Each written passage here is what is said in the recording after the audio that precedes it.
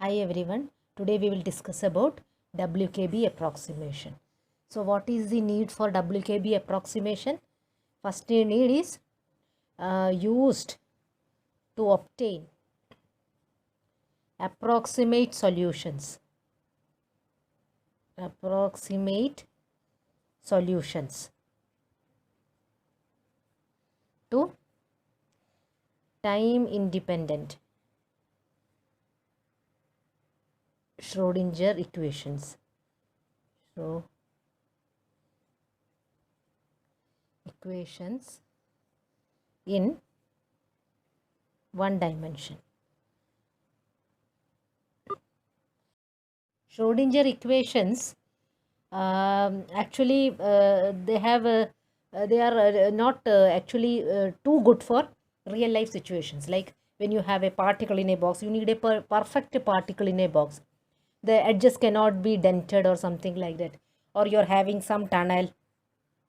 So what happens if there are if the edges are a bit wavy, or if the tunnel is something like that?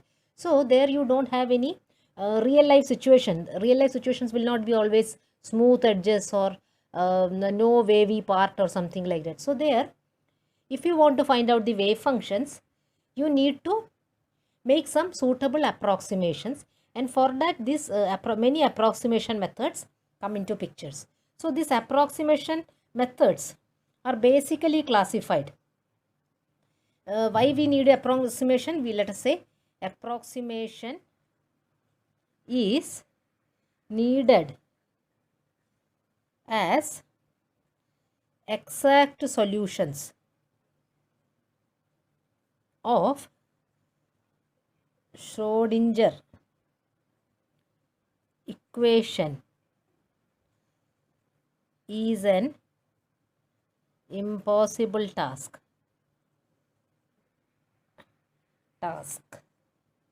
in real situations. So these approximations are broadly classified into two categories, that is time independent methods.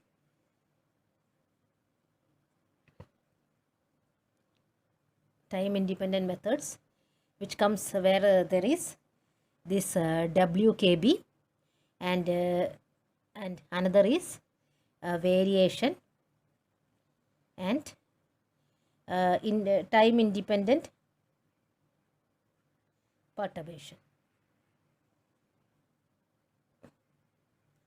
And time dependent method is the time dependent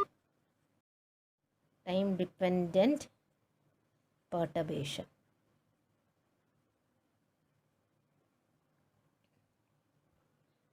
This WKB was proposed by three people, Wenzel, Kramer and Brulon.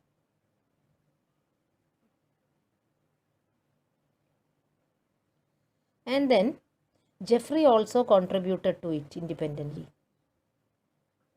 So actually sometimes it is known as JWKB approximation.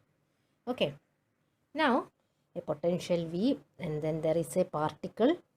Let us say it is moving like this, and this is the energy, and let us consider this region. Now the particle is moving to and fro. Now let us consider a particle of energy E moving in a region.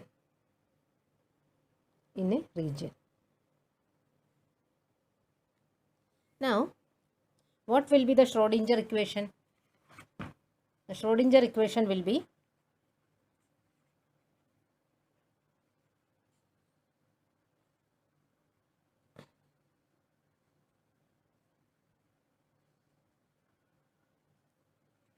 or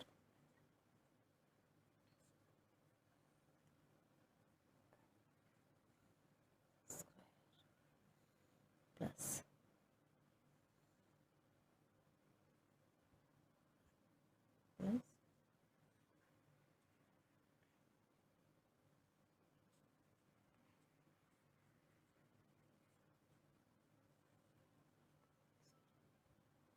Now here, if E is greater than V, then our psi is equal to AE plus minus I kx, where k is 2m E minus V by h bar. Now here notice one thing, a plus minus. Plus sign corresponds to particle moving right. Particle moving right. And minus sign vice versa. Minus sign, okay, vice versa, let us not write. Minus sign corresponds to particle moving left. As we had said before, the particle is moving. If the particle is moving in the right direction, we take it as e raised to I kx. If it is moving in the left direction, let us take the convention as e raised to minus I kx. Now, this is the general case, and the general solution will be a linear superposition of both. Now, here, the wave function is oscillatory.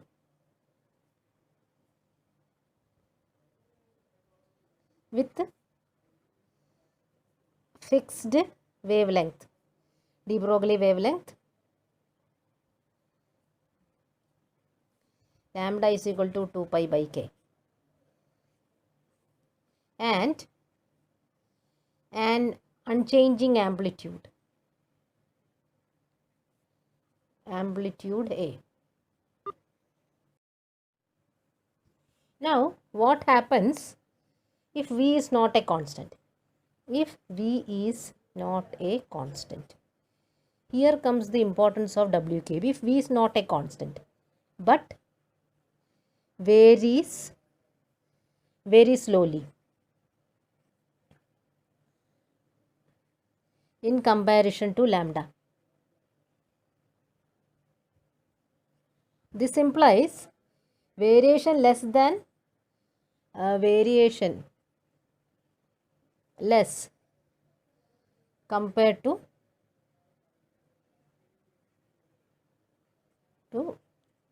particles de Broglie wavelength.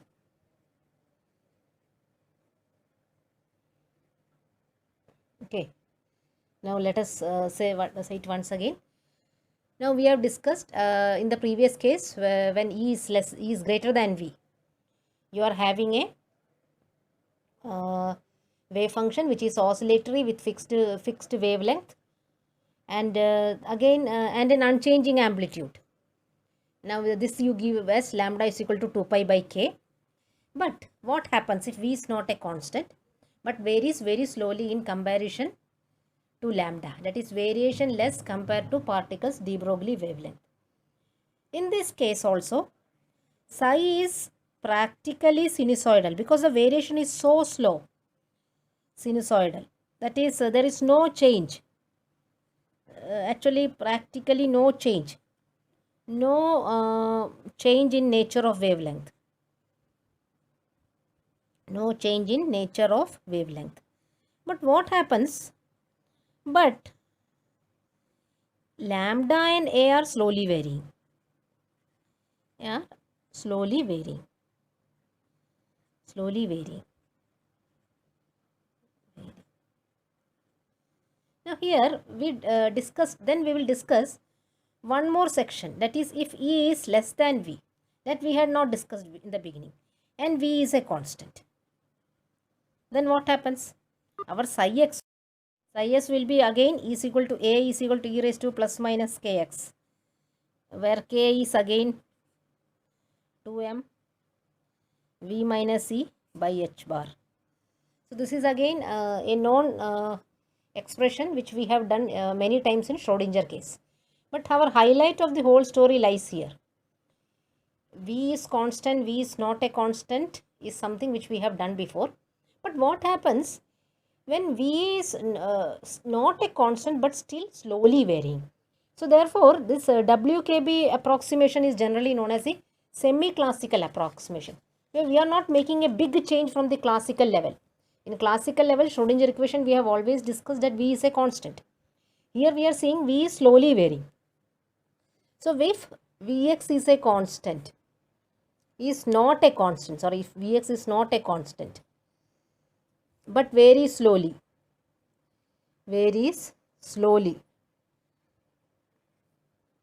in comparison with lambda, so that is 1 by k, the solution remains practically exponential. That we can we have known the solutions are always exponential solutions here, exponential, except, what is except? A and k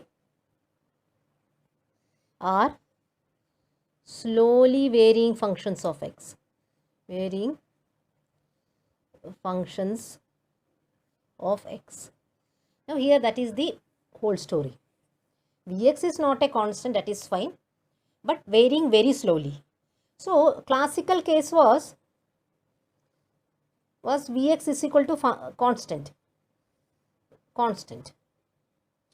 So now here we should not write, let us, but here, so this will be a semi-classical approximation,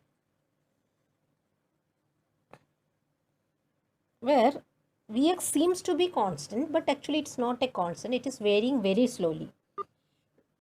In that part it is fine, but what will happen in a turning point situation? So suppose you are having this V and E, and again you are considering a region like this. Now look at these points, say A and B, these 2 points. Here at these points, at these 2 points, what will happen is E is equal to V. So therefore a lambda or 1 by k goes to infinity. So therefore you cannot properly define the function and you cannot get the correct values. So so then what is it? It is a failure at the turning points. So this approximation, this fails at these 2 points, which is known as and this A and B are known as turning points. Thank you.